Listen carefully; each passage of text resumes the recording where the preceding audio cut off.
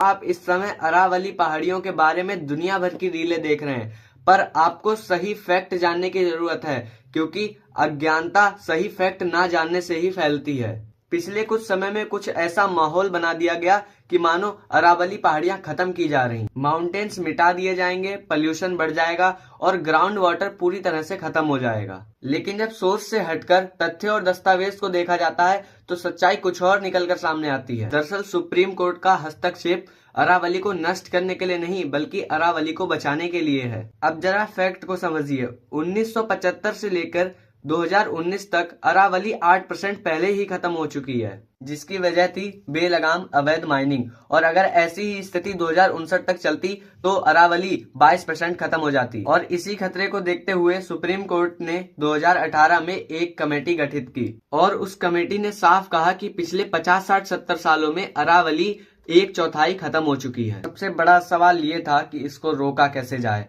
तो सबसे पहला कदम ये था कि अरावली की वैज्ञानिक और स्पष्ट परिभाषा क्या होगी, और यहीं से गलतफहमियां फैलाई गईं और फेक नैरेटिव खड़ा कर दिया गया। कहा गया राजस्थान सरकार की 2002 की स्ट्रेटेजी जो 2006 में लागू हुई, उसके मुताबिक 100 मीटर से ऊपर की पहाड़ियां ही अरावली हैं और बाकी इलाकों को माइनिंग के लिए खोल दिया जाएगा। लेकिन हकीकत इससे कुछ अलग ही है। 100 मीटर वाली परिभाषा जियोलॉजिकल क्लासिफिकेशन के लिए थी, ना कि संरक्षण खत्म करने के लिए। बाकी क्षेत्र पहले भी संरक्षित थे और आज भी हैं। अरावली सिर्फ राजस्थान तक सीमित नहीं है, ये गुजरात, हरियाणा और दिल्ली तक फैली हुई है। इसीलिए सुप्रीम कोर्ट ने एक टेक्निकल टीम बनाई जो गुजरात से राजस्थान तक पूरी अरावली रेंज का अध्ययन करेगी और इससे ये तय होगा कि कहाँ माइनिंग संभव है और कहाँ माइनिंग प्रतिबंधित रहेगी। तब तक के लिए सभी प्रकार की माइनिंग पर पूरी तरह से स्टे लगा दिया गया और तब तक के लिए 100 मीटर से नीची पहाड़ी और दो पहाड़ियों के बीच 500 मीटर तक का गैप भी सेफ रहेगा। और ये फैसला केवल पर्यावरण सुरक्षा के लिए नहीं,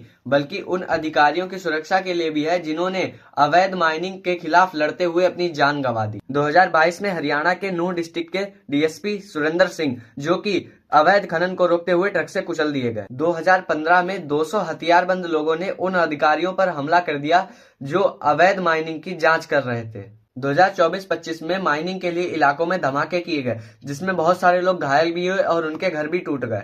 इन सब चीजों को रोकने के लिए अरावली की एक स्पष्ट परिभाषा जरूरी थी, ताकि अरावली को गुजरात, राजस्थान, हरियाणा और दिल्ली हर जगह बचाया जा सके। क्योंकि अरावली सिर्फ पर्यावरण का मुद्दा नहीं, ये भारत की पहचान है। और ये बात हम सभी को हमेशा ध्यान रखनी चाहिए कि आज सुप्रीम कोर्ट और सरकार का कदम हमें हमेशा सीख देता है। तो प्रिंट मीडिया या सोशल मीडिया जो लिखे उसे सच मान लेना ही सिर्फ काफी नहीं है। पहले फैक्ट समझिए, रिपोर्ट पढ़िए और फिर राय बनाइए। यही इस केस की पूरी सच्चाई है।